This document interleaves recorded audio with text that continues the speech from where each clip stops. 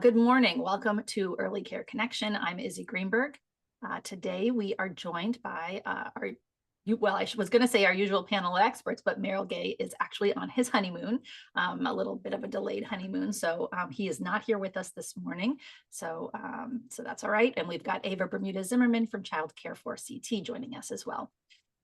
First, want to thank Sandra for providing interpretation for us and making these calls open to more people than we otherwise could. So thank you, Sandra. And remind everyone that you can use the chat if you're having any technical difficulties or for communication between your community. So if you all want to talk to each other, the chat is the place to do it. Q&A is where you ask questions of our panelists, and that just makes my life so much easier. So thank you for doing that. Use the Q&A. We're going to have two different sections this morning. And so just make sure the questions you're asking are relevant to the speaker who's on at the time, also to make my life easier. So we are joined this morning. First up, we are going to have Peter Mills, who's the legislative assistant to our Connecticut Senator Chris Murphy. He covers a very wide range of issues, including education, housing, disabilities, childcare and child welfare, LGBTQ issues, and sports.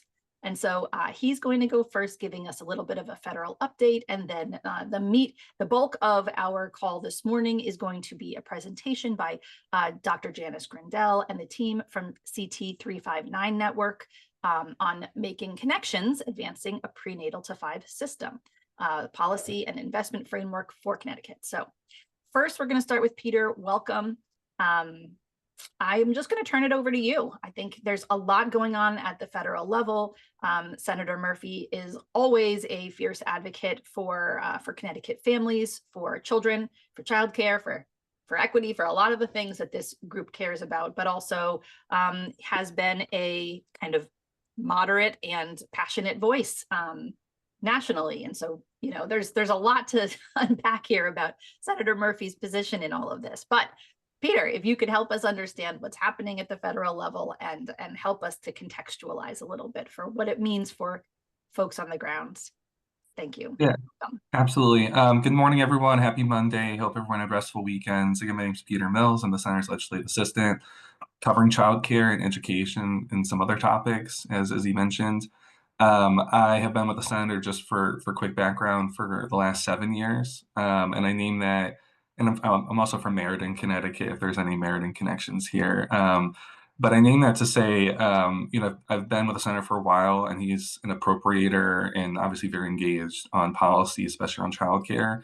So I've seen a lot of ebbs and flows when it's come to increase funding for childcare, like we saw in the American Rescue Plan, and just bipartisan consensus around much more robust funding for childcare during that period.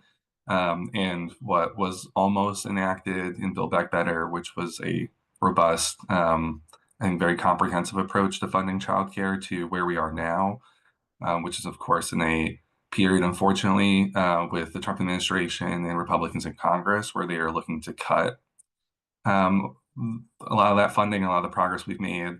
But there still is, I think, bipartisan support for childcare investments. So that's all to say, I think there's a lot to talk about right now, especially looking forward, and what do the layoffs at the Administration for Children and Families potentially mean for childcare and support for childcare programs.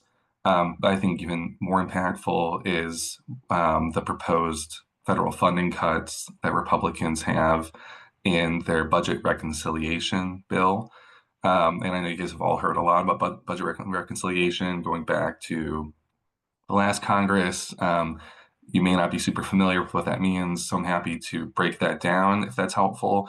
But really, what all this entails is that at the administrative side, childcare is under attack, unfortunately, from an administration that doesn't think that the federal agencies that do so much work every day to help make sure funding goes to the right places, or help make sure that certain regulations are met, or in general, just assist and support the work that you all do every day, whether that's through the state or directly with you all, matters a whole lot. And their actions that belie that are cutting an incredible amount of workers in Health and Human Services, and specifically in the Administration for Children and Families, and even more specifically, programs like Head Start, where they're looking to eliminate whole offices that do this work to support childcare providers.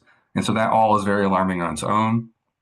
I think on a direct sense, what that will mean for so many of you all is just, a federal administration that just won't be there to support you. If you have questions or if the state needs support on different issues, and then in a longer term sense with funding, which I think is even more important, of course, and making sure that you all can provide for as many children and families as possible. It is very alarming, to be frank, just the way that Republicans are looking at trying to make up some percentage, a very small percentage, to be honest, of the cuts to spend or to funding that we're going to have through just, for lack of a better way of describing this, just incredibly large tax cuts to mostly billionaires and millionaires. And they're looking specifically in their budget bills to, as many of you all have heard and know probably very well, Medicaid and SNAP. And I think that that is particularly alarming because we all know, especially families that are struggling, how important Medicaid is, Husky Care in Connecticut, but just across the board, what a lifeline it is for millions and millions of families. And that gets to kids very directly. Also cuts to CHIP, the Child Health Insurance Program. Again, cuts to SNAP, that kids make up about 50% of the spending on SNAP goes to kids. And then back to Head Start, looking to cut significant amounts of money to Head Start, if not entirely eliminate the program. And so to take just a step back, all that's bad. I don't want to sugarcoat anything to you all. The federal role right now, I think, is the worst it's ever been for a lot of social service programs, but especially right now for what might happen with childcare.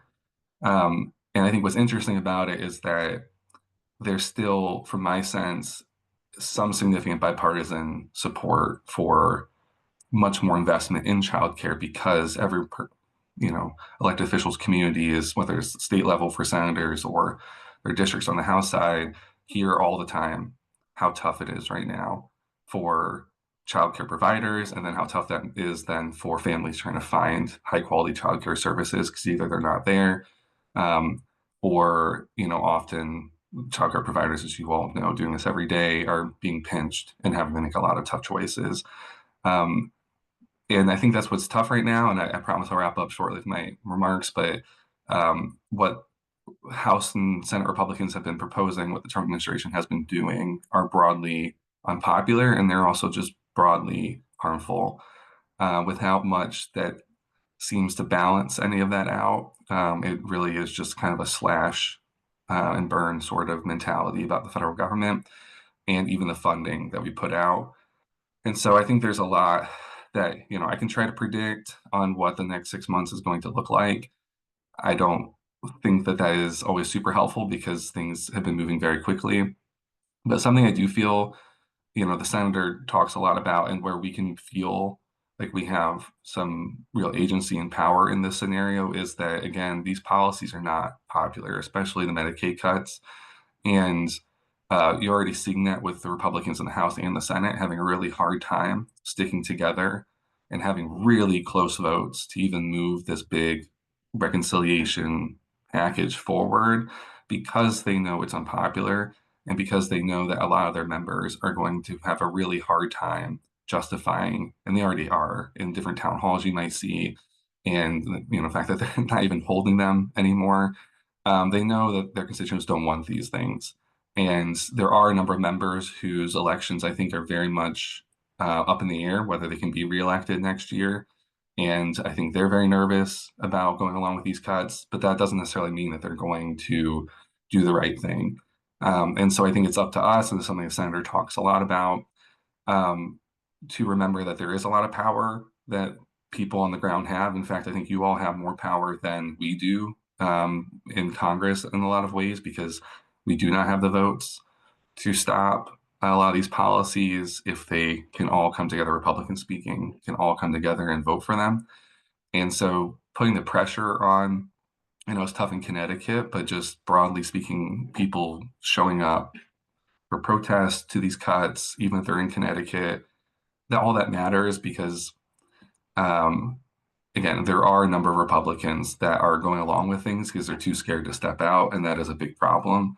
But I think there's also broadly a concern that they have of can they even pass this thing? And if they do, the damage that that will bring to so many families pretty quickly, how will they manage that? I don't think they can. So that's all I'll say, and I'll wrap it up with this: that um, it's not good right now.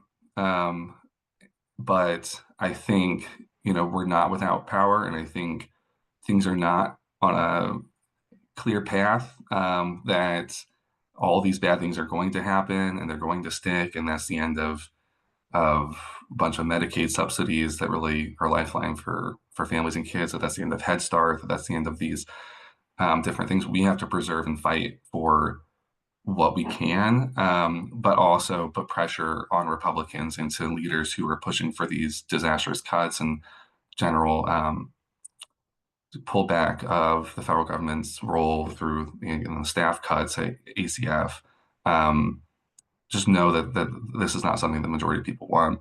And I do think that a number of Republicans will be scared by that. And there is a real chance I don't think they pass these cuts, but we have to take them seriously because they're moving them forward. And again, the the impact that's going to have on low-income families in particular is just something I've never seen before in the entire time I've been in Congress. So I'll stop there, and I truly want to end on some sort of positive note, not just for the sake of it, but because truly, like, again, just reiterating, this is a very unpopular agenda that they're trying to move forward. They're trying to ram it through and then deal with the consequences. And I just think a lot of it is not thought out at all, if well in any way.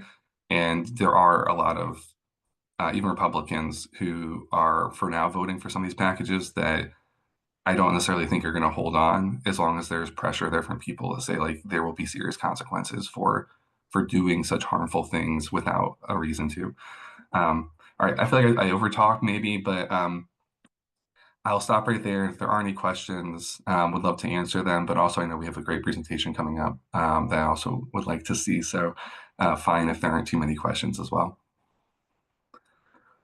We do have a few. Sure. Thank you for that. Okay, so first off is David Morgan says, good to see you again, Peter. We will mobilize as a national Head Start community, similar to the work we've done in the past. Thank you for the support and words this morning. I wanted to ask more about impoundment and what are the legal avenues and or current status of lawsuits that can be taken, especially as we see and hear more and more from federal workers speaking to the inability to move appropriated funds forward to various Administration for Children and Families initiatives, such as community services, Head Start, etc. Thank you, David Morgan from Teams Inc. That's a great question. I will admit I'm not a lawyer, so I'm tracking a lot of this similar to you all, where I ask a lot of questions to our counsel, especially about impoundment, and also to our friends with the Congressional Research Service. I know that there are, and I used to have this. I mean, I have the tracker. I don't have it pulled up right in front of me. Just all the different lawsuits that are happening across special education and impoundment of different funds that affect childcare. And I don't know the status off the top of my head. I know there's some really great resources online. And on the education side, I use EdWeek has a really good tracker. But I think on a broad sense, they've been losing a lot of these cases because often I think that the ones I've gotten profiled, like the teacher quality grants, where they have been able to move forward to keep those cuts, um, it's often because a lot of those programs have a lot of discretionary spending, and this is where, like, I'll just say this on the budget. We've had a lot of debates on whether, especially going back to the continuing resolution debate we had, now a few weeks ago, a month ago, it feels like forever, about whether we would be okay with the government shutting down, right, or pass a budget that continuing resolution that just keeps funding going. And part of the concern we had with shutting down, although the Senate ended up voting for that potential outcome by not voting for the CR, was there's a lot of funding in our budget that while we say put this much funding forward, how it's exactly supposed to be spent does have a discretionary component, either because we don't explicitly write that in, right? Or we have report language that not necessarily has to be abided by in the case of just a CR. And so my understanding, and this is what's been tough, is tracking, you know, in the giant pot of grant funding going for this program or that program, if they're going to peel off parts of it, like the teacher quality grants is a good example because they were successful in that, it is obviously alarming because we did appropriate that, but that funding was less protected. And then other funding is very explicitly like it has to go to these agencies and you have to then spend it for grants to child care centers. And so I don't know if I'm exactly answering it, and I'm not trying to dodge, but especially not being a lawyer, I think that's been the toughest thing for us in tracking, like where is it best to fight, where's it best to push back, because the cuts are coming so broadly and we need to be successful where we can. So, I mean, we're generally going after every, um, count of them trying to impound federal funding we've appropriated, or just say they're not going to spend it at all. But trying to make sure it's funding that is very explicitly like, this has to go out, I think is our better bet on what we end up fighting for now. Okay, thank you. And there's 3 more questions about Head Start. I'm going to merge them all kind of together. There's the first is whether or not you think Head Start funding will go to the states instead of being a federal program. The second is sort of related but similar. What do you think the likelihood is of cutting Head Start?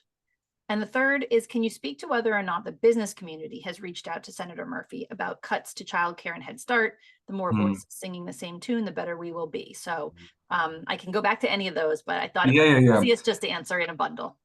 I'll say this. I know it's been their agenda for a while to cut Head Start. That's one of their favorite pet projects, and they love to use bad data. Conservative speaking here, that Head Start is not useful.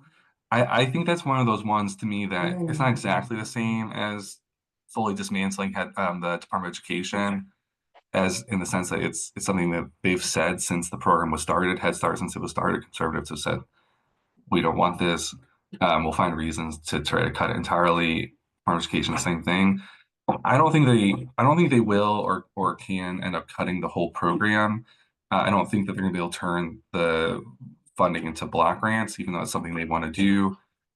Mainly because, and this is where it's tough. Like, I'm not saying for sure. I think they have to make some political calculations still, right? They don't have a very strong majority in general right now. Their movement is losing popularity. Of what really is most important for their political capital to get done with. And that, number one, is the tax cuts, right? The rest of it is just trying to cut spending they've wanted to for a while for whatever reason, and they feel like can make it feel less bad how big of a deficit they're about to blow up. And so I think that's where like the funding is much more at risk than necessarily the status of the program itself, because especially in reconciliation, you can't, at least if you care about what the parliamentarian says, which we have, this is where I don't know. I don't know how much they're going to defer to the parliamentarian and say, we can't do this in our budget reconciliation bill. We're going to do it anyway. That's to be seen. But one of those big things is policy. And it would be a policy to eliminate the Head Start program or entirely move it to block grants versus a simple funding thing where you're putting more funding in, you're taking funding out. And that is what you can do in budget reconciliation. Again, we were limited a lot when we did it. Like, for instance, the most famous version of that was raising the minimum wage. The parliamentarians said we could not do that, even though I thought that was good policy because it was a substantial policy. It wasn't just funding here or there. So they have to keep their base together and keep their votes together, keep their budget reconciliation bill very simple. And the further they go in policy, especially things like cutting Head Start entirely, even if their base likes that, that may lose some votes that they can only lose 3 on the House side and same on the Senate. So that's where I'm skeptical, but I'm not trying to say anything's for sure with this Congress. All right, thank you. So, okay, final question is, what can this community do to support the senator and our other delegates in trying to keep as many programs and as much funding as possible? Yeah. Share your stories. I know you guys have heard this probably before, and I know every office is asking for us, but especially our office, like we are not trying to exaggerate, turned into like 90% of comms office because there's just not legislating happening. And half of what we have to do right now is communicate to people like these programs. Like it's surprising. I say Medicaid is a good example. We still hear a lot of folks from Connecticut who don't recognize that Husky Care is Medicaid, right? Like there really are a surprising amount of people that don't know that these programs, one, are literally lifelines for them, either because the name's different or again, like they're too busy. Like there's just too much stuff going on in their lives to pay attention to that. Um, or just the like how tough it is in y'all's cases for child care providers and then the families you serve. And so sharing those stories, especially, and I say this, not just saying this is what's happening, but giving, a real kind of personal side as much as you're able to what certain cuts might mean or what, actions have already been taken and are already doing to affect you is very, very helpful. And so the way that you can do that is you can absolutely share that with me. We also, I think we need to be better at this. We need to have like a website link for this as well that we're setting up. But for now, you can share that with me, and I can make sure it gets to the appropriate people on our team. And so I don't know if I need to share my email in the Yeah, chat. that would be Okay. helpful. And I was going Yeah. to also say that, I mean, we've got right now, nearly 200 people here. They represent a lot of childcare uh, facilities and spaces across the state. So if you're ever looking for something specific, you need someone affected by a Yep. particular thing, this is let us be a resource to you, because this group of folks can reach out into their own networks and try to help find people to Yeah. share stories that Well, you and the best example, just thing I'll say here is this is unfortunately like this was not good, but it worked out. I think as a good example here was when, in February, the Medicaid payment system just wasn't working. And the administration was saying, no, no, it is. And Head Start had a similar issue. The real-time ability to say you are lying because we have Head Start providers who are literally at their computers right now, like saying something's different than what you were saying is so important in an age, unfortunately, where our entire federal administration is a misinformation machine, right? So that alone is very, very helpful. And I hate that that was the case in February. I hate that looking forward, that's probably going to be a similar need, but that especially. So, All right. Peter, thank you so much for your yeah. time this morning. And Really grateful for it. I can see that you've put hold on one second. I'm sharing with everyone. yeah. You gave only the hosts your, Oh, sorry. I got it. I got Thank you. you. It's all shared. And thank you. And of Of course, course. our gratitude to the senator for the hard work he does Of on course. behalf of Connecticut's families and children. Thank you so much. All right. Have a wonderful day. All right. You too. Okay, so next up, we've got Dr. Janice Grindell is here. I mean, these these things kind of, I wouldn't say they are they're not the same at all, but you can see continuum. I mean, the work that is needed on the state level, that's coming from the federal side, that's coming from the state side. I mean, we've got a lot of work to do. There's a lot of really interesting work that Dr. Grindell and her partners are doing. And so just want to kind of bridge this gap that even if these things feel disparate sometimes, there's connections here. So Janice, I want to welcome you and thank you for being here today. This is important work, and I think you all are going to find this very, very interesting. So Janice, I'll just turn it right over to you. You're muted, so just to reminder to speak slowly. I already messed that up. Janice, you're muted. That's unusual for me. Thank you. Thank you. Thank you so much for being here. Thank you very much. I wanted to begin. I will have people click me through this because I've structured it in a way with a lot of information a little bit at a time. But before I begin, I have 4 quick points of gratitude. And in a world of fear, sometimes gratitude really helps. The first is to Peter and the senator for the work. I hope we can keep talking about this more, and that we can be helpful as well through the 359 network. The second is to Connecticut, the governor, the legislature, and the judiciary. I am so happy to be living in the state. as opposed to other places we could be living. The third is to Ava for the important conversations that she and I have had about how to bring together your amazing work with the evolving, amazing work that the CT35 network has the potential of doing to support you and expand our focus. And the last is to all of you. I know there are hundreds of people as a part of this network. I know there are 200 people on, and Allison and I, who kind of support the staffing support of this, are so grateful for this opportunity. So thank you very much on those. Izzy, I don't know who's clicking. Izzy, could you click for me, please?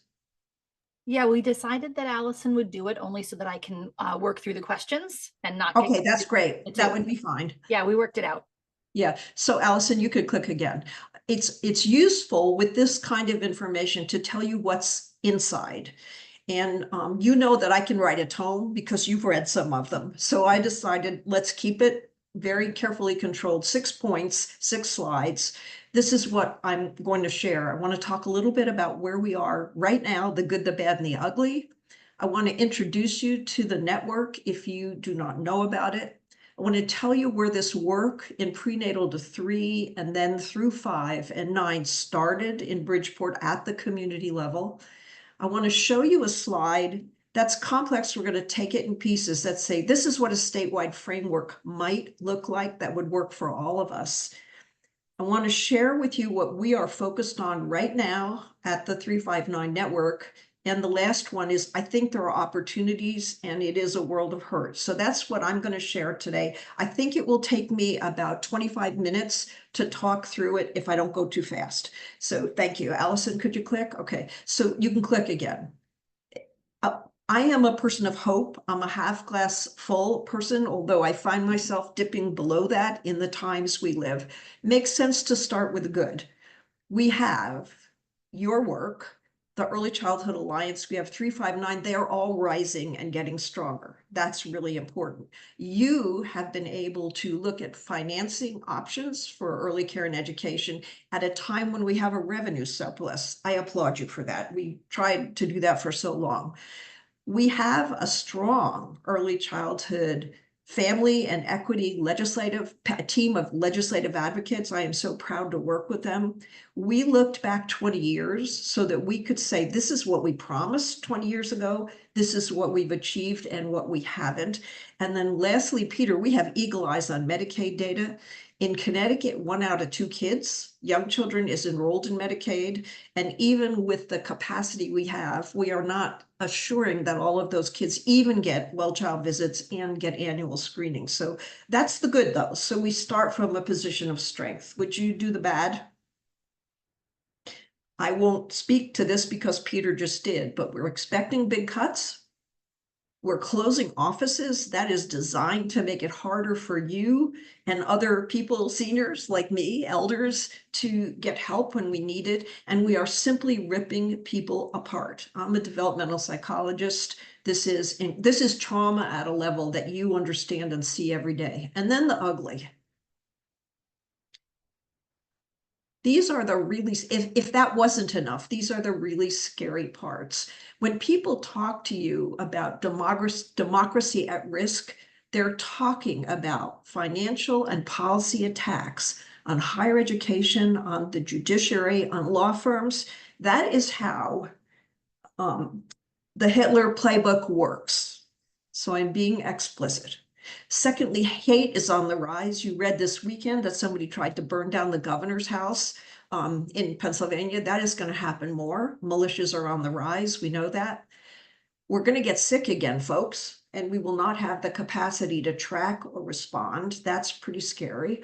And lastly, you know this, prices are going up and salaries are stuck. So that's the good and bad and the ugly in one slide that for me makes it easier to deal with this constant barrage of information that we're getting that I believe is intended to disempower us. I mean, it's bad on its own, but it has a real purpose and they're very good at it. Please click. You could click again, Allison. So the CT35 network came together about 18 months ago, and we've been building it. We're funded by the Pritzker Children's Initiative. That's the foundation of J.B. Pritzker in Illinois. So, he shares these values and expects us to operate in that regard. We started out with 8 people. We have about 75 people, and this is a sample of the organizations who sit as members of the network. Would you click again? It's a pretty cool list, and you are on it. We share a vision that all kids born here should be healthy and on target at 3, 5, and 9.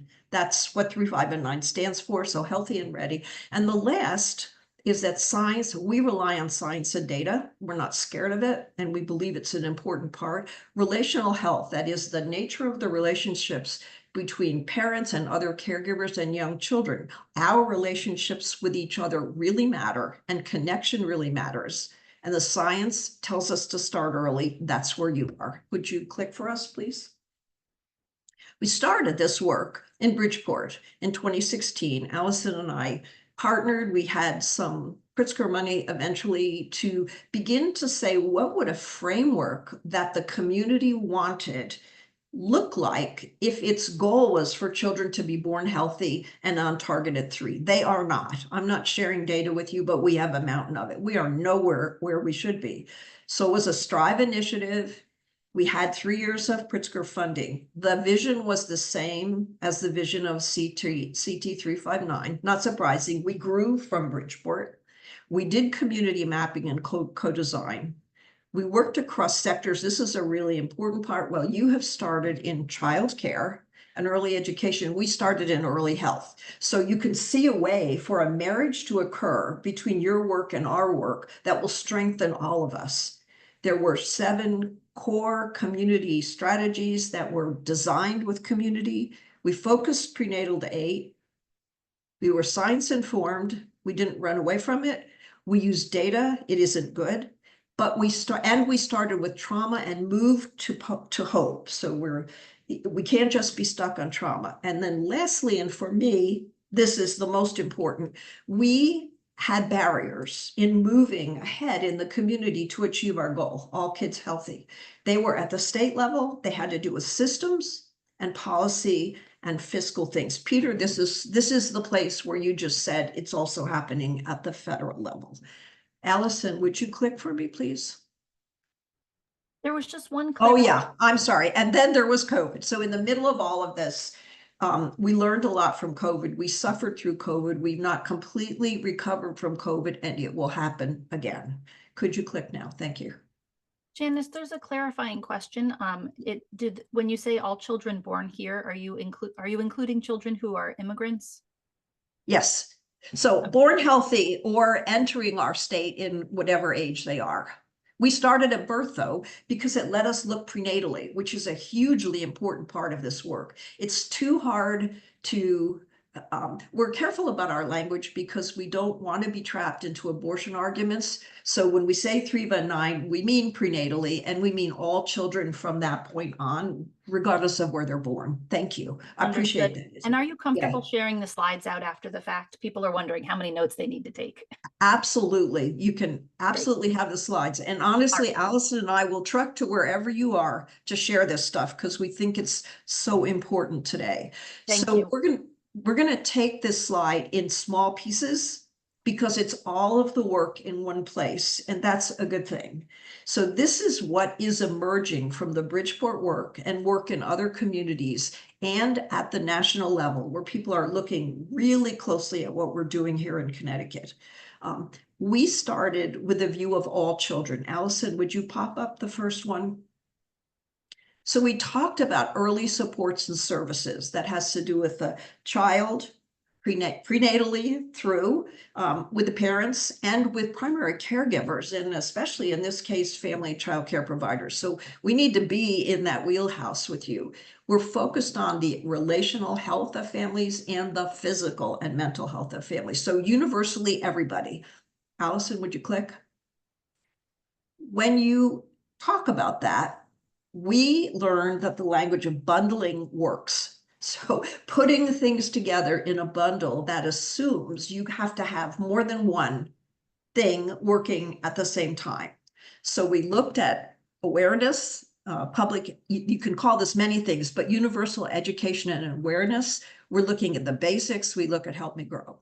The maternity bundle, how do we care for moms to be during the perinatal period? So prenatally through the first year or two, or in our case, 3 of life. You know, we're making progress on doulas and community health workers. You know, Sparkler, we'd like it to be ubiquitous. We haven't moved on group prenatal care. These are all health focused, but we should because the evidence is there. We have been able, not we, the state has been able to move at the point of birth, and through best genius leadership and also early work done in Bridgeport, we have universal home visiting begun in Greater Bridgeport. And now we need to figure out how to sustain it. It's ARPA funded. We have Read to Grow. You have that in the hospitals across the state. And you know the state has just cut funding for it. And we have Sparkler again, that's screening. The last piece is what happens in pediatric offices. We have Reach Out and Read, again, almost ubiquitous across the state, but cut in state budget. We're looking how community health workers, trusted people who live in your communities, can assist families in the pediatric context where, in fact, honestly, we find implicit bias still existing. So that's the universal part. That's when we talk about the baby bundle. That's what we're talking about. Allison, would you click? We are advocating for a policy position that says we need universal screening for children and parents. We do developmental, social, emotional, and autism spectrum disorder already. You do some of that yourself, actually. On the maternal side, everybody seems to do maternal depression screening and nobody knows what to do with it, and we don't know how prevalent it is, except among the communities you serve. The prevalence level is very high. People are trying to figure out how to measure the social determinants of health. So education and housing, income, those kinds of things are really important. That's an ongoing conversation in the state of Connecticut. So that for us, when we talk about universal screening, that's the place we need to be. Would you click, Allison, please? Not enough to screen, right? We know that. We need to have an effective referral to service hub. Those are my language, and I tried to make them neutral. That might mean 2-on-1. It might mean Help Me Grow. We didn't have it 20 years ago. We have it inadequately now. And we need a connected data network that lets you have access to real-time child and family data across sectors with proper privacy protections and permissions. So I want to underline that. That has to happen so this can go somewhere. For all children in Connecticut, that is not happening now. And we're going to make cuts to it. So click again, please. This takes us to the targeted part. This is where you see beginning early care and education. You are so fundamental there. IDA, which is a birth to 3, right? Early intervention, prenatal and maternal mental health, targeted home visiting, which you know we have, but not everybody has it and there isn't enough of it. Specialized health care, family basic needs, and community resources. So you see, we begin with everybody. When we know how best to serve who, there needs to be a service system that works. We don't have. We have a lot. It's not too connected necessarily. And even the childcare piece is not too connected to that the early childhood health piece. So we have work to do. Lastly, I am a stickler on outcomes. I guess it's because I'm old and I worked in a bunch of agencies, including DCF and corrections. We are not doing a great job in tracking and being able to talk about the short-term return on investment. So where do we actually save money, save people's time, save jobs?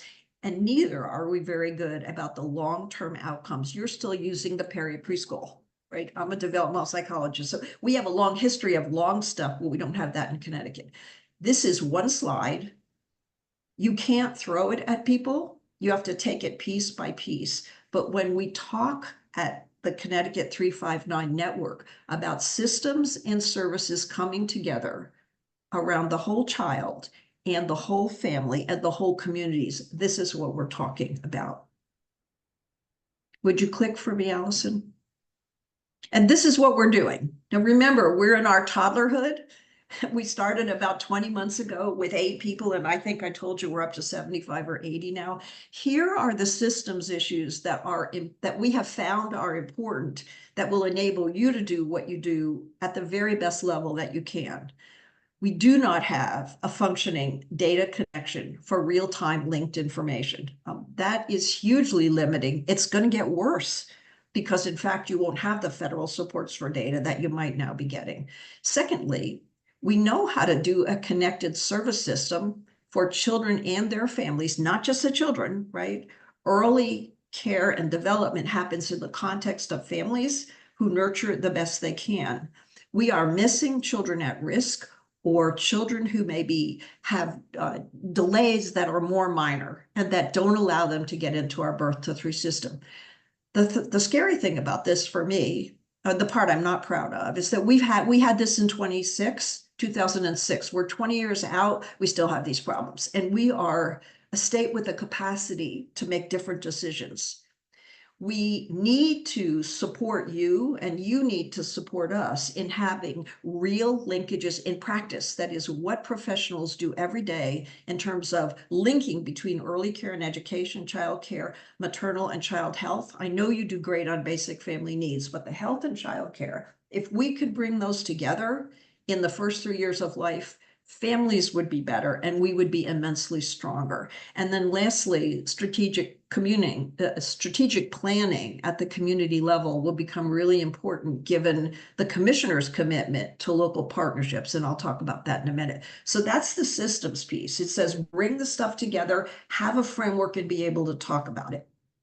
These are, Peter, if you're still on, and I don't think you are, but we should talk again. These are the specific policy issues that we've been working on inside of CT 359, which isn't Allison and me, right? It's all those organizations and their assets and their brains with a legislative team that we are madly in love with.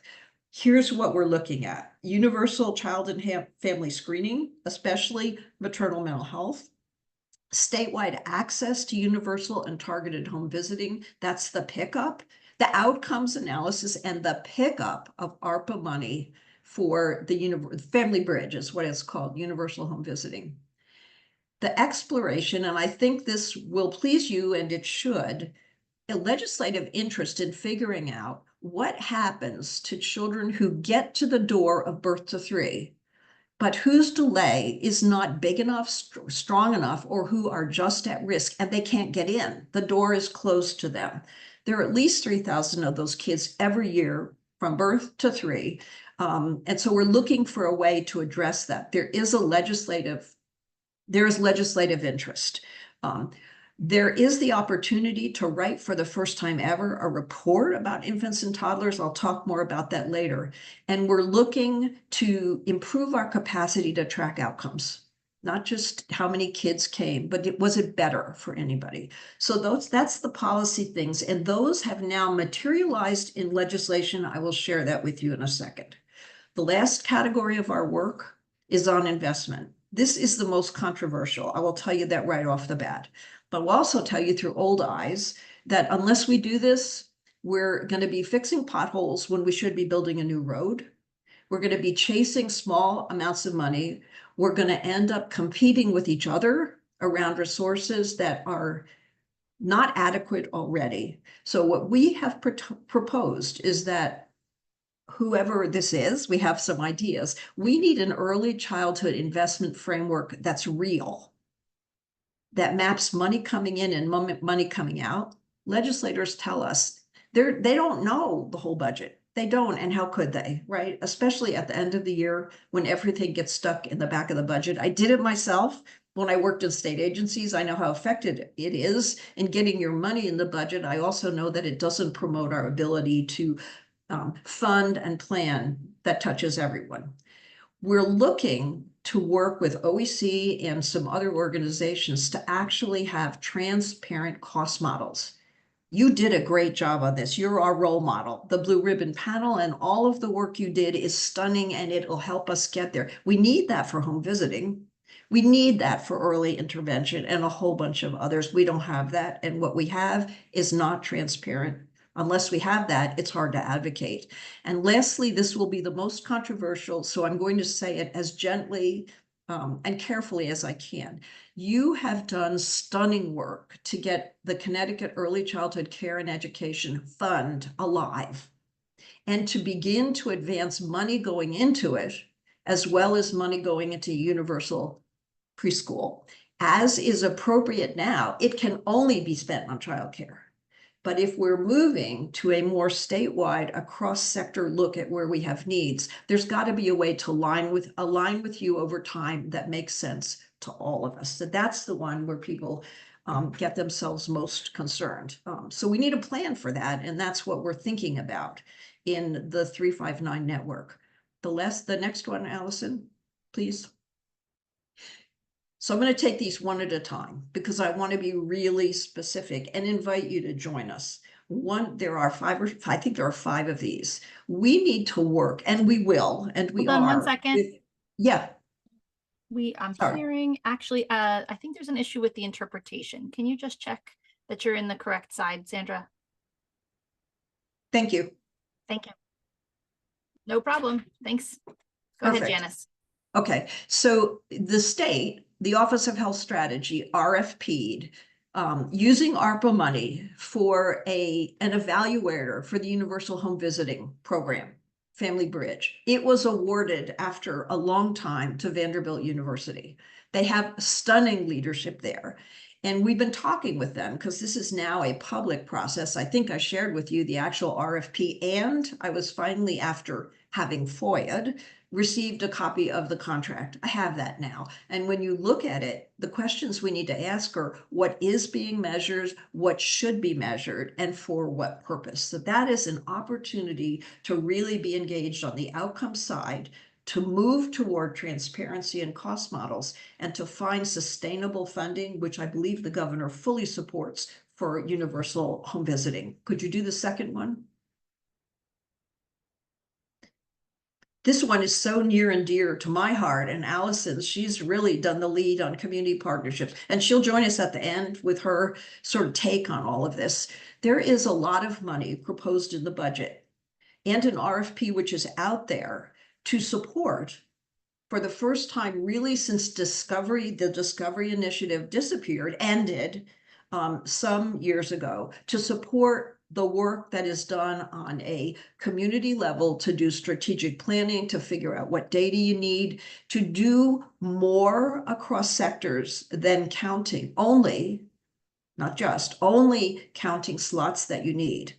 So when Discovery ended from the Graustein Memorial Fund, we had school readiness councils, and we had early childhood collaboratives, but they were very focused on early care and education, as they still are. The vision for this is that that is the essential starting point, but not the ending point. And communities need to think more like the processes we used in Bridgeport together, mapping, co-design, and pieces like that. So we're really looking forward to working with the Office of Early Childhood and whomever receives this contract over the next 18 or 20 months to support you and the people in your communities to do this work. The third one. We are so focused on Medicaid. In fact, somebody told me I was the queen of Medicaid. That's not true. Ellen Andrews is the queen of Medicaid, and we all need to keep working with her on this. But we use data from Medicaid to learn what Medicaid wasn't doing for very young children, or what people weren't doing that was captured in Medicaid data. We have, my friends, 5 years of Medicaid data across 22 towns to try and answer the question, are children receiving an annual developmental screening? Your kids get it. All kids should get it. And if this is in Medicaid, right? But it's 1 out of 2 kids. So this is a really big deal for our young kids. If they are screened, and they are not all screened every year, at least once, then if they are screened and the doc says, ooh, I'm a little concerned about this, so he refers the child for a service. That happens like almost never. 5 or 6% of the time, that doesn't match your experience of children living at risk who are served in your programs. So number one, we know the kids aren't all being screened every year. Holy smokes. And secondly, we know that when they are screened, they don't get referred. These are Medicaid children, so it's targeted, but it's 1 out of 2 children. We have our eyes on that, and the Medicaid changes proposed are very scary. The fourth one. This is where it gets to the hope side. So there are 3 kinds of legislation. You've probably been following some of them. We testified on all of them, and we are excited about this. There is a bill, House Bill 6900. It's in the process of being rewritten. It's passed through committees that looks to form a time-limited task force to make sense of early childhood and family screening, and to propose a data solution to the gaps that we have. That is so exciting because it will allow us to bring together what we know and fix what we don't. That was introduced by Senator Keat and also Robin Comey. That's awesome. The second one is Senate Bill 6, which started, Ava, this one's for you, which started out of Ava's amazing work out of the kids cabinet around disconnected youth. I mean, you know, if you go on the website, there's a ton of amazing work that's being done, and that, you know, that sits on Ava's shoulders and a lot of other people. The bill is called the Infant and Toddler and Disconnected Youth Bill. And we have proposed that there be a companion report around babies, around infants and toddlers, that runs right alongside of the disconnected youth one, and data between them. That is very exciting, and we're looking forward to work with Senator Marr as that moves forward. There's other good stuff in that bill, but that's one that gives us a chance to do ongoing public accountability for how we're doing. And the last, although there are more, is a set of bills that Kai Belton, Representative Belton, has introduced around the Maternal Health Task Force that is explicitly around moms of color, particularly Black moms during the prenatal to first year or 2 of life, where our disparities are of national concern. So those are the health equity issues that we're looking at. They all have a good chance of passing, so that we have a framework now to move forward together that is around the whole child. Last one. This is with you. We hope to engage in whatever way we all agree is right to bring practice around childcare and ECE together with practice around community health professionals, obstetricians, pediatricians, particularly are the 2 I cite here. There's amazing convergence, and we need both sectors to be strong and connected. So those are real opportunities in what I describe carefully as a world of hurt. Could you do the last slide for me, please? So we welcome you. We invite you to review our policy advisories and keep coming to grand rounds. And then my last point, we need to do 2 things at once. You know, the joke about walking and chewing gum. Well, we probably need to do more than that. We need, I will say it, ever stronger connections. It's about survival. It's about survival. And about advancing the futures while we are trying to get through this period of incredible fear and frustration and turbulence that we're in. And frankly, we'll be in for at least 2 more years and maybe 4 years. So this is the space. We have to do 2 things. We have to protect and we have to advance all at the same time. I'm going to turn it to, first of all, let me tell you how grateful I am and how much I understand that I've thrown at you. I hope we can talk again, and we're glad to make ourselves accessible to you in whatever way makes sense. But let me introduce my partner in all of this work forever. I think we figured out that we had been working together since 2016, which makes us maybe the oldest pair of folks doing this work. Allison's work is brilliant. She's working at the national level to bring that knowledge here, and at the community level to support and join at the middle, the statewide and community work. Allison? Hi, everybody. Allison Logan here. Some of you might know me from Bridgeport. So I was in Bridgeport in 2016 when the baby bundle first got started and created with Dr. Janice Grindell and the community, and helped run that for several years. And I think we're at an opportunity right now that really the local community efforts are so crucial in this work, and hearing from community is so crucial. And that was such a big part of what we did in Bridgeport, is really listening to what the communities and parents' needs were in Bridgeport. And I wanted to talk a little bit about, I just got back on Saturday, or really late Friday night, from California, where I was presenting at a Rapid EC conference in California. And I was on a panel there because of the work that's happening in Connecticut. So CT359 has been able to partner with the Connecticut Project and the Connecticut Data Collaborative to launch, and a lot of you are probably a part of this process, the Rapid EC survey. And so that is actually happening all across the country, but the Connecticut work that we're doing is a survey every 3 months. So it's quarterly survey, and some of you are probably involved in that, really finding out from families what their needs are, what's happening on the ground. Our first one was in early care and education. And I have to say that that effort has really caused a lot of this lived experience data to be lifted up to support all of your work, and pushing on the early care and education funding side. And CT Project has been doing an amazing job on really advocating for funding for early care and education through the efforts of Rapid. We have also just did a survey on childhood development and parental supports, including developmental screening. That data was just released last week, and so we'll be using that data that we're collecting in there for all of our advocacy work around developmental screening and supporting that work too. There's one out in the field on material hardship. There is one on early literacy, and the next one that we're going to be putting out is access to healthcare, based on what's happening on the federal level right now and people's worry about losing their access to healthcare. And so Rapid has been really designed because in Bridgeport, it was so important to hear from the community. It was so important for us in CT359 to partner with CT Project and CT Data Collaborative to really hear from the community on these issues as well, to help support our advocacy work.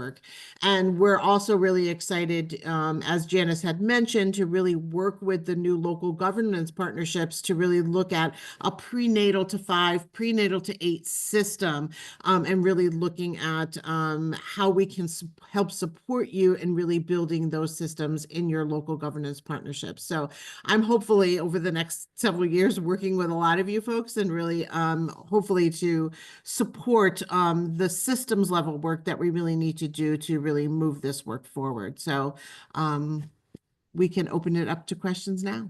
Great. Thank you both. I mean, I remember getting, I think, Allison, it must have been you. I remember seeing a presentation on the Bridgeport Baby Bundle a long time ago at the Early Childhood Alliance meeting, when it was meeting in person in Hamden. So this is obviously pre-COVID, and how impressed I was then when I was doing so much more community work in Middletown.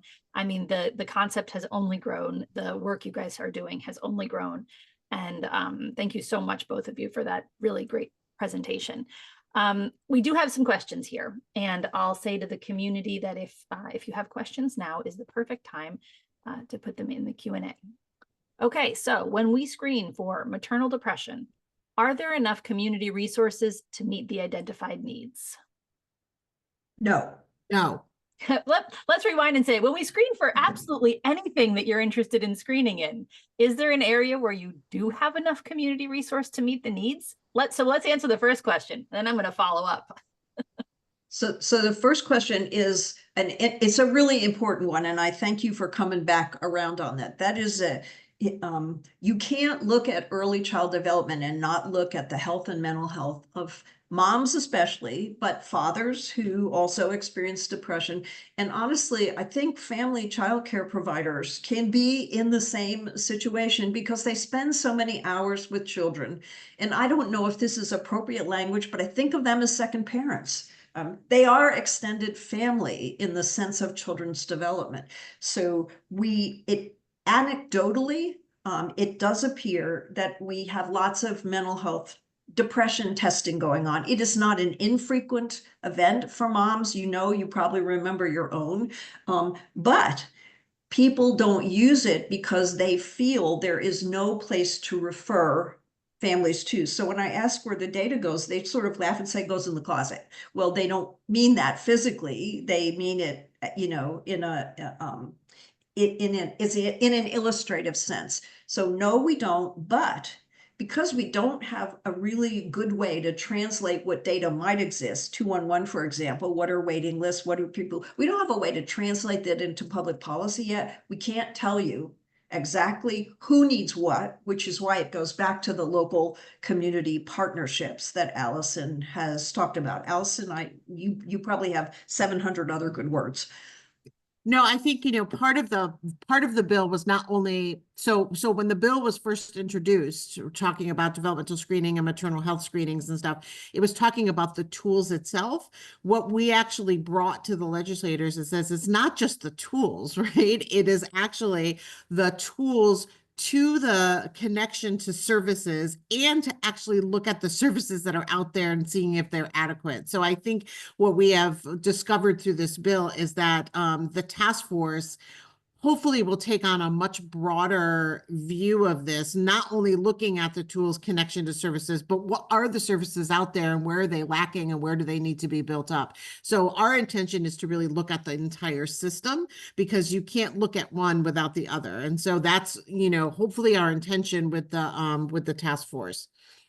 Could I add one other thing, Izzy, that we are thinking a lot about and gathering information on? When we look at screening for children, now this was a maternal screening question, but I will get to it. When we look at the data, the Medicaid data, and then we talk to pediatricians and families about, well, why aren't kids getting screened? And 1 out of 4 is not getting screened. So it's not, it's not a small number.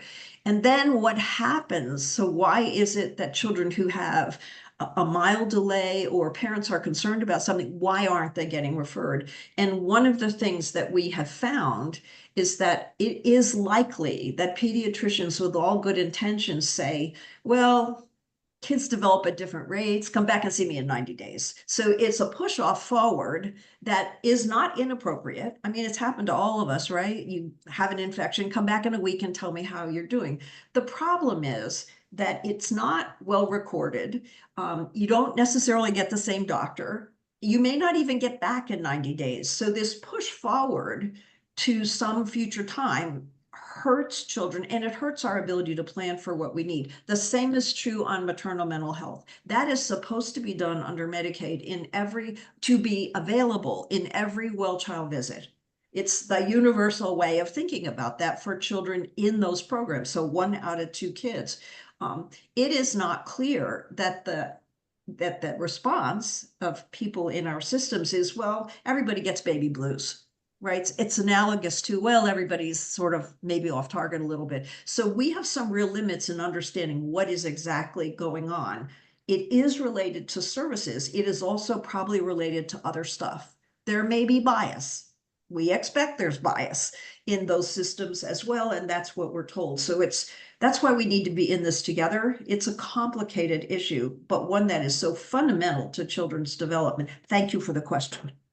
Well, and with issues in Medicare funding, with I know that something we've talked about a lot here is the lack of healthcare for childcare providers. Yes. I mean, I can think of obviously we're talking about parents primarily right now, but I also extend that to this group. Absolutely. As they're not primary caregivers, but as secondary caregivers.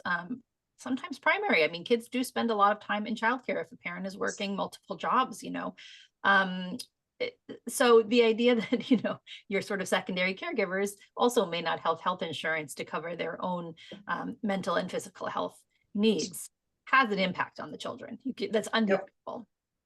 It may not have been quantified, but we all know here anecdotally it's undeniable. Right. Let me go back to the way that I had shifted this, which in this question was about maternal depression, but are there actually any areas where children or parents are screened for things that there are adequate supports for the referrals, or is there work to do in every category? Depends. I'm in a family of lawyers, right? That's always the first. It depends on the community. It depends on their financial resources. It depends on who's paying for a service after a referral. And so it depends. Mm-hmm. I mean, I know we have private insurance, and I have the money to cover copays, and I've had a really hard time finding mental health resources and developmental resources for my own family. It is, I think it's across the board. I have seen so many families struggle with finding the providers, whatever it is. I think You're exactly right, Izzy. You're exactly right. And I think, part of my testimony was that, when you're talking about, the workforce for early care and education and how, it has really taken a hit and everything, that's not just early care and education. That is your community health workers. That is your, mental health providers. That is everything, so I think it's a workforce.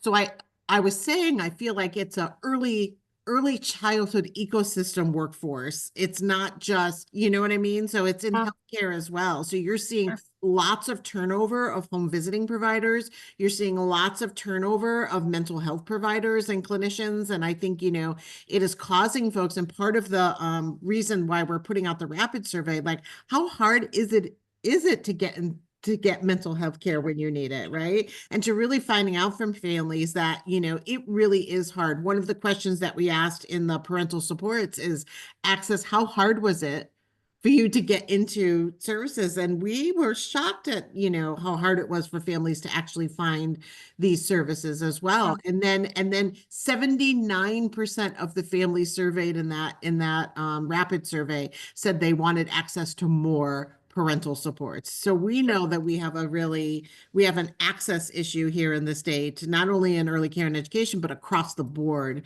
in child health as well, and maternal mental health.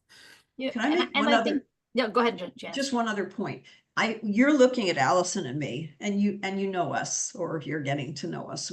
It's not about Allison and me. You need to go back and look at the slide of the people who are the organizations that are members of the network. It's a voluntary network. It's opt-in. The Connecticut Association of Infant Mental Health has stunning data and stunning stories, and they have been a leader with us in that. So I just don't want you to walk away thinking, well, it's just those two ladies and how much can they do? It isn't. It's good to, yes, you are. It's really good to remember that we have assets we haven't actually tapped enough or given enough data collection, analysis, information sharing, and advocacy too. So that's the next stage of our development. Strengthen ourselves as individual members of something which I think we need. Yeah. I think that's true. It is a very big network. And if I will re-put the link to the slides, we'll also, of course, post the slides in with the video the recording, once it's posted to YouTube in the next 24 hours. So you'll be able to access it there if you forget to download it now. But I was surprised especially my time working with teens, which I know you're making the connection between teens and young children, but in how a lot of people reported out if you had Medicaid or if you were private pay, you could find mental health resources. If you had private insurance, you were basically out of luck. And that was a gap that shocked me. I didn't, in my mind, of course, a private health insurance was sort of the best one for all kinds of things. And learning that in the mental health arena, in the work that I was doing, that was the place where people were finding the biggest gap really surprised me. So it's a nuanced, you have to look at it population by population. And then what insurance are you using? What community are you in? What other resources do you have? And I think that goes across the board for so many of the programs that you guys are reporting out on. So, all right, there's a few more questions here. Are there initiatives to bundle behavioral health together with special education services through local boards of ed? I think I would have to say depends, but I can't actually answer that yet. So perhaps that's one of the issues that the local partnerships need to have. Those are very different across communities. There is not, aside from the entering kindergarten blue form, right, that everybody fills out, there's not great connections between the K-12 system for younger children and behavioral health or family mental health, which makes it even harder.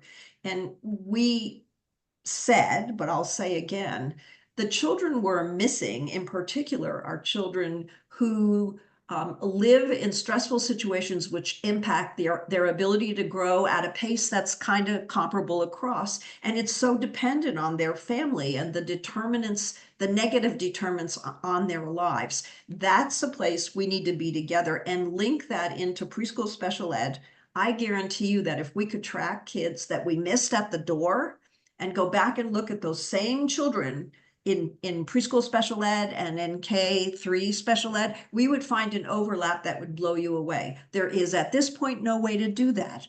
So that's the data piece we come back around on. You're right, you're in exactly the right ballpark, Izzy, or the question who answered that. That's a place we could strengthen. I don't want to be crippled by that. We just need to make it stronger. Yeah. There's a sort of nuanced question here, which I like. Over the years, so many community groups have come and gone in our community, and as the funds dry up, the groups collapse. The few groups that are still around after 20 years are our school readiness councils and home visitation councils started by the local doctors. Now, I don't know what community this is, but I think that this is a kind of universal agreement. These groups work together, but are always underfunded. The new LGP groups will continue the work, but as always, funding is key. The community partnerships securely established are concerned about other larger statewide groups chasing the money and coming in to take over rather than build on what has been established. Do you have any advice for us? Yeah, amen. I agree with that too. Yeah, so I'll let Allison speak, but if I could speak for 1 second. Last fall, well, probably a year ago, because I was part of the first early childhood cabinet in the state of Connecticut, which actually dates me pretty good. I worked for Governor Rell at that point as her sort of senior policy person. Beth was there, so it's not just me who's been in this a long time. We looked at these kinds of issues, and what we found was that support came and went. It was sector specific, that's what you're saying. It varied with the time and the stressors. It varied with people. You know, people tend to engage locally based on the ages of their children and the time that they have to put in. So people would come and go. When you look at it across time, though, what you just said existed back then, it exists now.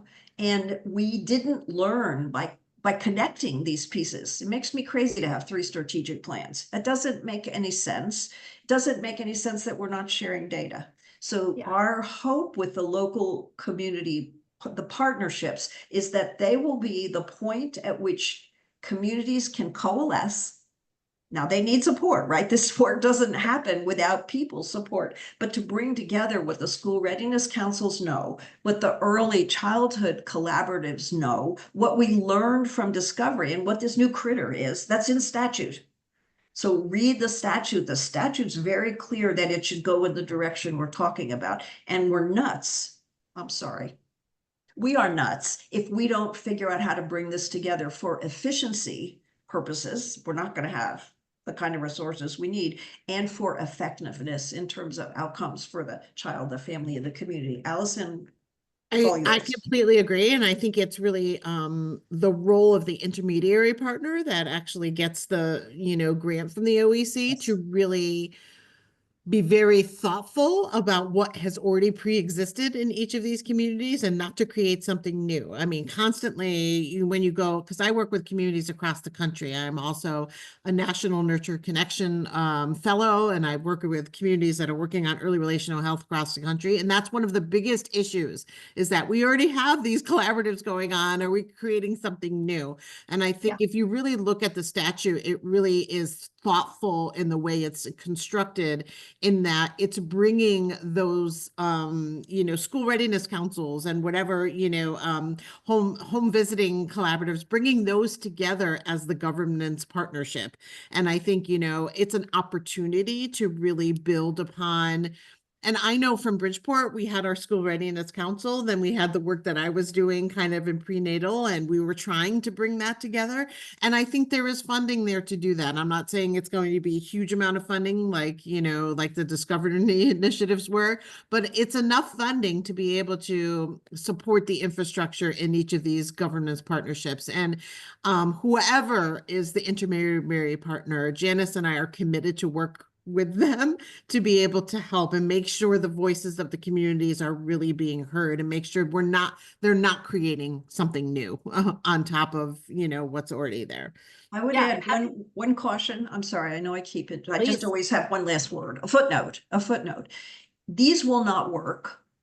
I'm going to say it through old eyes and a big mouth. These will not work unless the community sees the important connection between childcare and early health and basic services. If they are still focused exclusively on what each community needs in the early care and education and the childcare piece, it's not going to be enough, and it won't work, and people will be frustrated. So a child is more complex than that. That is not to devalue anything, but only to say that the value is so increased if we get the structure and the framework right, which is why we wanted to be with you, right? We need a frame that's bigger than just tracking slots, which is terribly important in its own right, but not quite enough.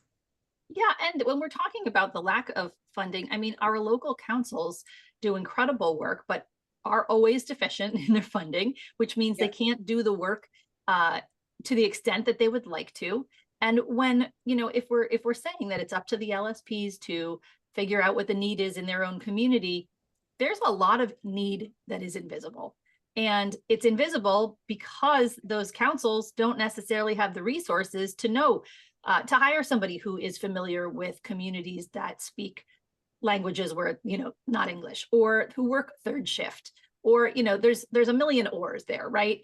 And so that's nobody's bad intent, but it is what happens. And so my concern is that the invisible communities don't end up reflected in some of these plans moving forward, as they many times don't. But structurally, we have to find ways for them to be more included. I think that is a funding issue, but that's also, just kind of a directives issue. I don't know. That's an observation I've made, and it's a fear I have moving forward as well. Yeah, it's a power issue too, if I might add the last word on this one. It took several years for Family Voice to be part of a co-design process, which is different than focus groups, right? And so that's the piece of work. When that happens, then the community reflects what it really needs, because each of those families bring the breadth of their experience. My fear is that the stressors on all of us and the stressors on families are going to crash at the local level, and it will be increasingly hard to continue to advance Family Voice and co-design. That's a power issue. People with institutional structures and resources need to learn to give up power in a way that is truly equal. Now, I see you smiling. This is one we don't talk about, right? This is one of those sort of, issues under the table. That's why the intermediary is so important. And the framework we take with expectations is incredibly important at the inset. At the outside. You can't do that a year in, right? It's got to be right up front in whatever way is appropriate to the community. Well, and why I'm smiling is that I think a lot of people who are in power in the way that you're describing, and who are effectively gatekeepers, don't always know that they are.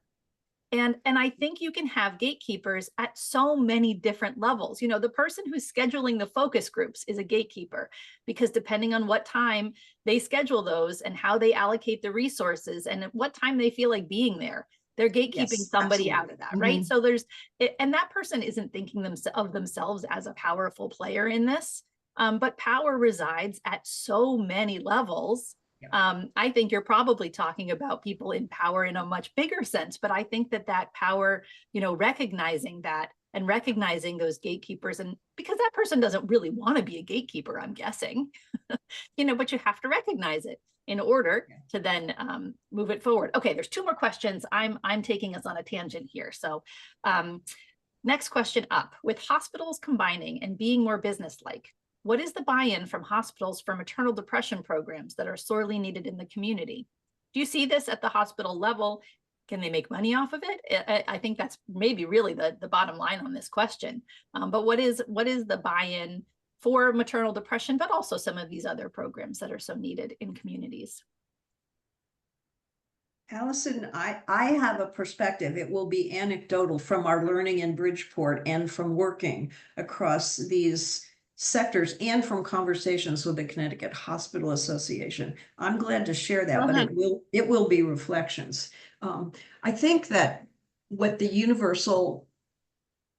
Family Bridge is going to teach us is whether, in fact, because maternal depression, that's what we're talking about here, which is it's age specific, so prenatally through the first year or 2 of life, that has to be through a partnership with the hospitals.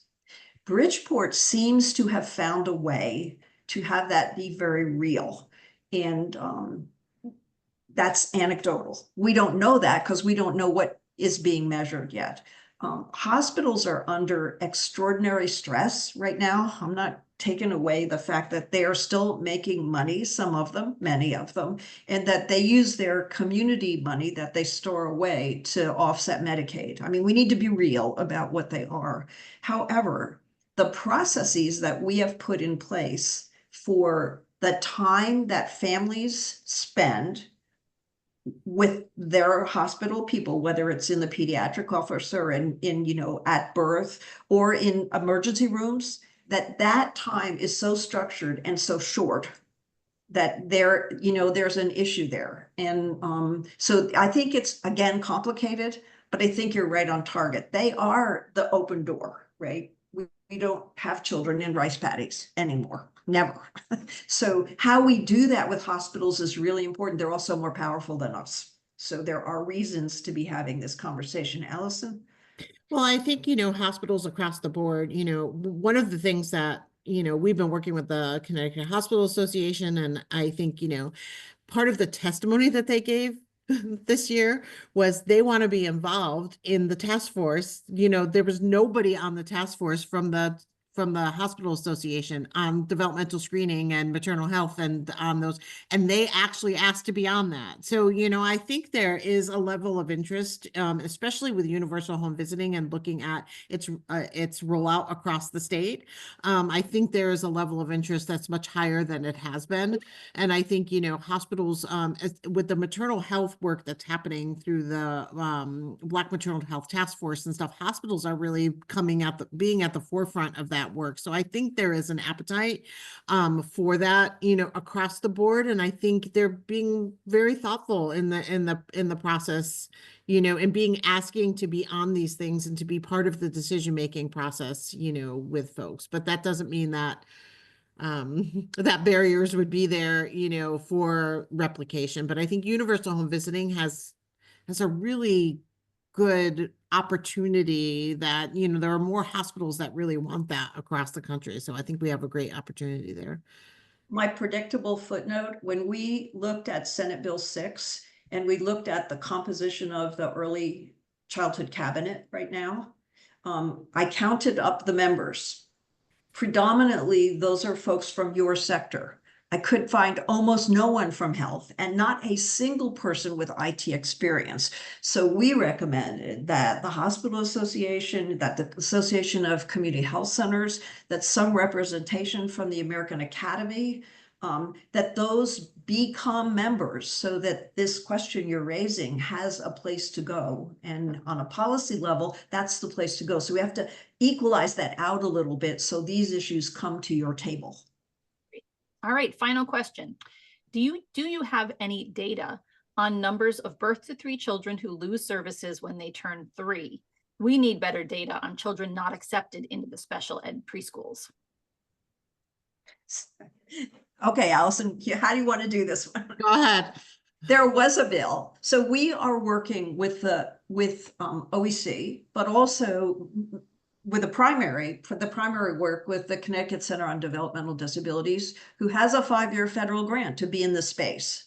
And they're in the 4th year, and we've identified all the problems, including service coordination and screening and referral and data, right? So we know, when I say to you 2,800 children, we know that that's the number of kids.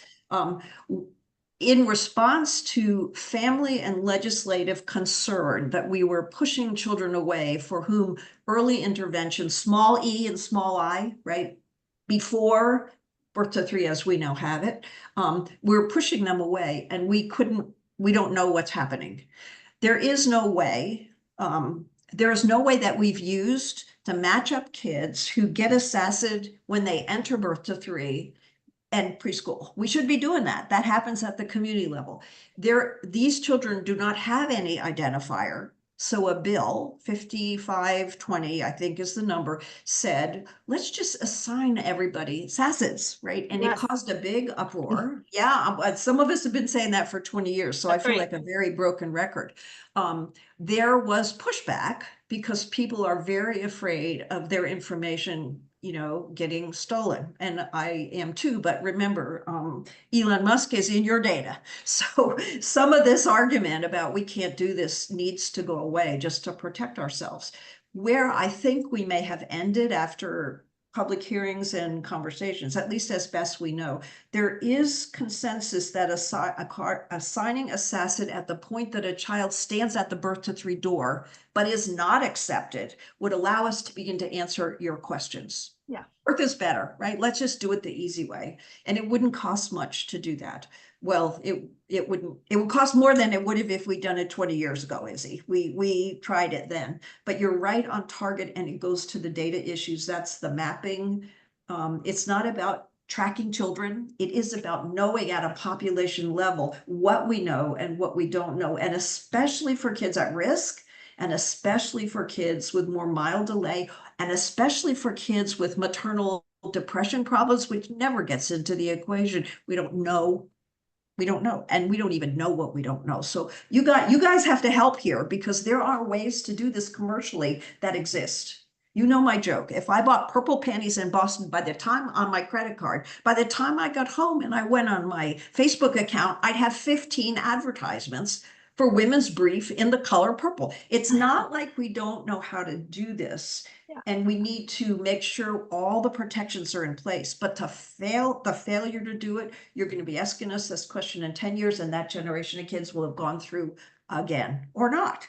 That's correct. Yeah. Sorry. Okay, we're at time. That was awesome. Thank you. Thank you so much, Janice, for your work. Thank you, Allison. You guys are fantastic. We will post this recording in the next 24 hours, along with the links to the English and the Spanish presentation, as well as the link to the Spanish audio file for those who want to watch but listen in Spanish. We will keep checking back with you guys, and when you have any updates, we'd love to have you back. I guess I don't have an announcement about next week. Oh, I do. Next week we are off for Easter Monday. So everyone, you get the week off. For anyone here marking Passover or Easter, I hope you have a meaningful celebration and time with your family, and time for reflection, and whatever the holiday brings to you. I hope it's wonderful. I hope you enjoy the first feelings of spring, and the flowers are incredible. So enjoy. Have a wonderful Thank you week, so everybody. much. Thank you, everybody. Thank you so much.